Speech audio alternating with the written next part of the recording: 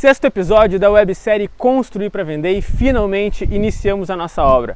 É claro que em uma semana aí pós-eleição, com feriado, paralisação de caminhoneiros, realmente não é fácil construir no Brasil. Mas vem comigo que eu vou te mostrar tudo o que a gente já fez nessa primeira semana de obra.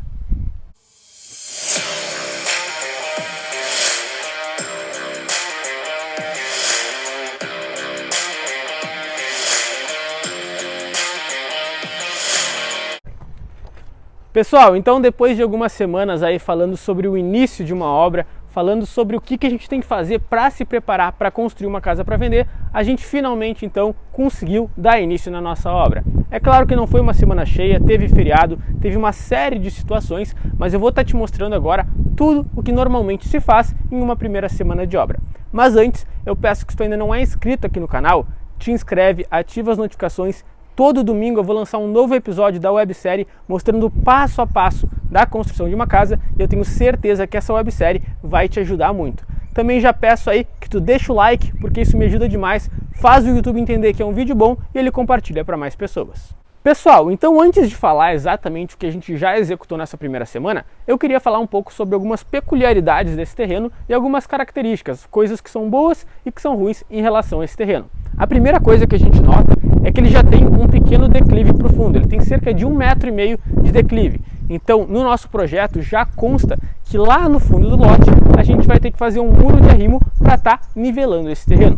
Um outro ponto que é bem importante aqui em relação a esse terreno é que ele está entre duas casas. E por estar entre duas casas, já existe um muro nos dois lados dele. Isso é algo muito bom para nós, porque é um custo aí que a gente não vai ter. Para a gente estar executando 2 muros como esse, a gente já está gastando no mínimo uns 30 mil reais. Então só de já existir vizinho nos dois lados, a gente já tem uma economia de 30 mil reais. E isso já pode ser visto já no início da obra. A primeira coisa que a gente faz em uma obra, principalmente em um condomínio fechado, que ele nos exige que a gente faça o fechamento de tapumes, é justamente fazer esse fechamento de tapumes. Mas como nesse terreno aqui a gente já tem muro dos dois lados e nos fundos a gente tem uma área de preservação ambiental, ou seja, a gente não tem vizinho lá nos fundos, a gente só precisou fazer o fechamento dessa parte aqui da frente. Então acaba que a gente economiza bastante também.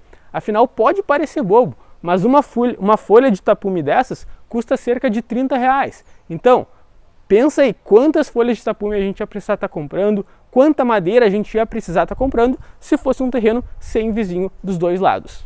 Um outro ponto que é muito importante de a gente se atentar quando a gente tem vizinho dos dois lados é que condomínios sempre exigem que a gente tenha um certo cuidado com as casas que já existem, com casas que já tem pessoas morando.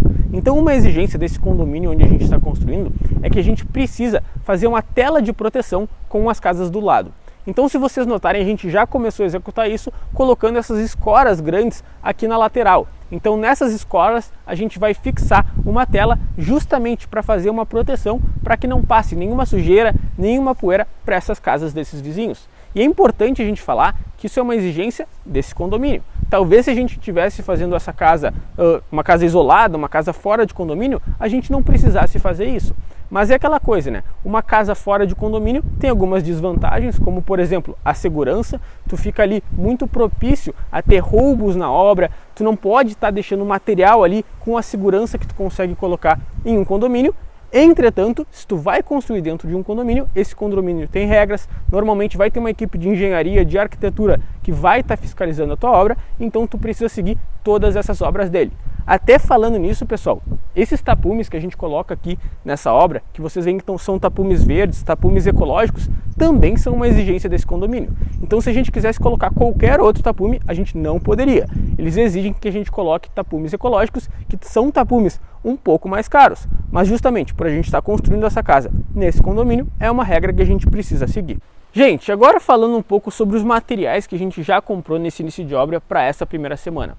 Justamente por eu ter uma construtora, eu tenho outras obras nesse condomínio, acontece que a gente tem outras obras em outras fases e muito material dessas obras a gente consegue reaproveitar. Então se vocês olharem aqui nesse nosso terreno, a gente tem uma série de escoras, tem madeira, tem tapume e tudo isso foi reaproveitado de outras obras. Então é aquela coisa, se a gente tem apenas uma obra, ela vai sair mais caro do que se a gente tivesse já outras obras e pudesse estar reaproveitando o material dessas outras obras. Então basicamente a gente tem uma baita de uma economia, porque a gente só gasta ali com o frete para trazer esses materiais de uma obra para outra. Mas a gente não precisa estar comprando toda essa quantidade de tapume, de madeira, de escoras, tudo isso é algo que a gente consegue economizar. E em relação ao que já foi executado aqui na obra, talvez vocês estejam pensando, nossa, mas uma semana de obra, ele só fez os tapumes, começou ali a fazer as instalações provisórias, barracão, não fez ainda nem a limpeza de terreno. Gente, realmente foi uma semana um pouco atípica. A gente teve aí nessa semana um feriado, então a gente começou ali no dia 31 de outubro essa obra, ali na quarta-feira a gente teve um feriado e na terça-feira a gente teve aquela questão da greve dos caminhoneiros por causa da eleição. E não entrando em mérito se está certo, se está errado, mas entrando um pouquinho nos efeitos colaterais do que acontece com quem constrói.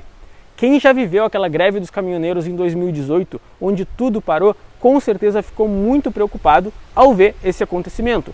Nós mesmos ficamos muito preocupados. Então uma coisa que a gente fez quando a gente viu esse movimento acontecendo foi já comprar alguma série de materiais.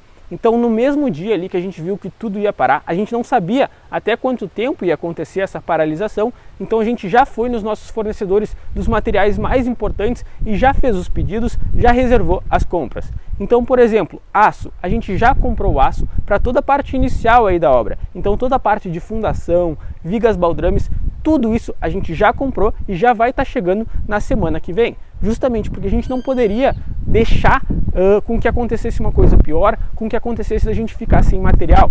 Quem construiu ali em época de Covid viveu muito isso. Então tinha uma série de períodos de tempo ali onde a gente ia comprar aço, a gente ia comprar cimento e não tinha. Ia comprar tijolo e a entrega era para daqui 3 meses. Então nesses momentos de crise, quem constrói precisa estar preparado, precisa se precaver e já fazer a compra dos materiais para não deixar que a obra fique parada. E um outro ponto que até não diz respeito aqui à execução da obra, mas eu queria aproveitar essa primeira semana de obra para falar, é sobre a CNO, o Cadastro Nacional de Obras. Gente, sempre quando a gente inicia uma obra, a gente tem 30 dias para fazer o preenchimento do CNO no site da Receita Federal.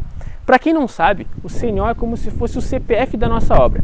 Então é um número que vai ser gerado, onde a gente vai estar avisando a Receita Federal que a nossa obra iniciou, que a nossa obra existe. Afinal, quando a gente inicia uma obra, a gente já tem uma dívida com a Receita Federal, referente à mão de obra que vai trabalhar nessa nossa obra. Então, muitas pessoas podem estar se perguntando, pô, quanto eu vou pagar de INSS na minha obra? Como a Receita Federal vai saber o quanto ela vai me cobrar? E ela vai te cobrar justamente pelo CNO. No CNO, a gente entra no site da Receita Federal, coloca as informações da obra, coloca aonde a gente está construindo, quantos metros quadrados tem essa casa e a partir daí, lá no final da obra, quando a gente quiser fazer a averbação dessa casa, emitir a CND, que é a Certidão Negativa de Débitos, a gente vai ter que pagar essa dívida de INSS da obra.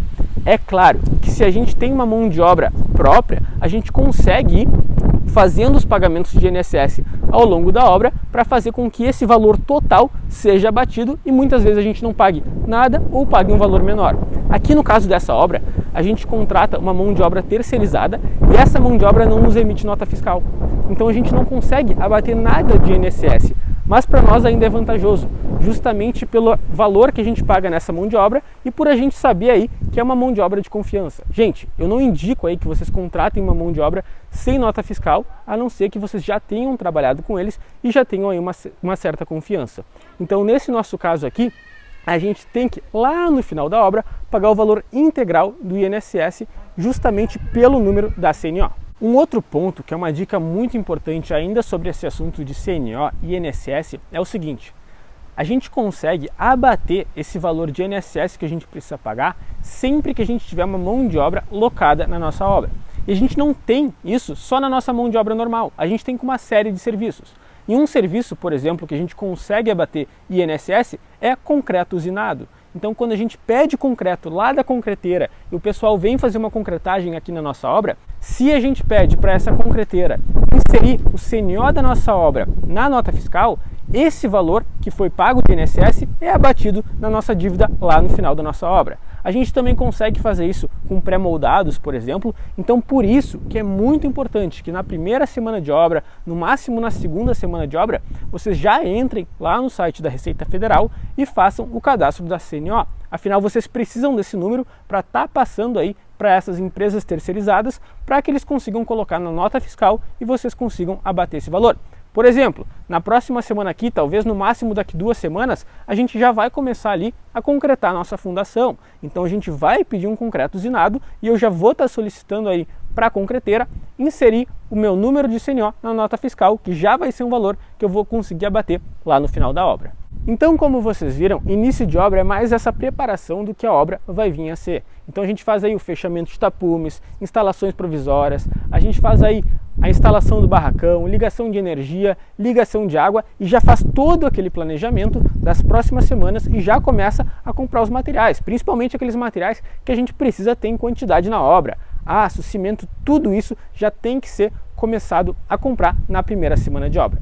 Mas pessoal, eu sei que o que vocês querem ver é a obra andando, então o objetivo dessa websérie é justamente esse, mostrar todas as semanas de uma obra como essa, mostrar para vocês aí tudo que é feito semana a semana para que vocês tenham um passo a passo de como construir uma casa financiada de alto padrão.